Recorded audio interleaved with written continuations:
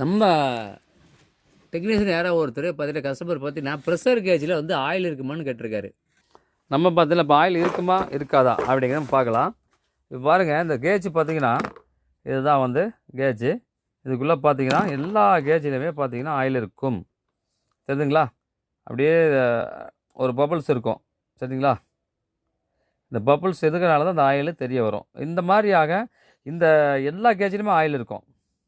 இந்த ஆயில் எதுக்கு அப்படின்னா, அதுக்குள்ளே ஈயம் தான் பூசப்பட்டிருக்கும். அதில் காற்று மாசுபட்டு அந்த ஈயம் வந்து ஓட்டை விழுந்துடக்கூடாதுங்கிறதுக்காக வேண்டி இந்த ஆயிலை போட்டு வச்சுருக்காங்க. அதோடு இல்லாமல் இந்த முள் எளிமையாக பயன்படுறதுக்கு இந்த ஆயிலை போட்டு வச்சுருக்காங்க. அது மட்டும் இல்லை, இந்த இதுக்குள்ளே ஆயிலை ஊற்றுறதுக்கு ஒரு ஓட்டையும் போட்டிருக்காங்க. அது உள்ள ஒரு டம்மியும் இருக்கும். இந்த டம்மி பிரிஞ்சு போச்சுன்னா மொத்த ஆயிலும் கீழே வந்துடும். இதனால் யாருமே ஆயில் இல்லை அப்படின்னு நினைக்க வேண்டிய அவசியமே கிடையாது. எல்லா ஹெட்லேயும் எல்லா ஒரு இதுலேயும் ஆயில் இருக்கும்.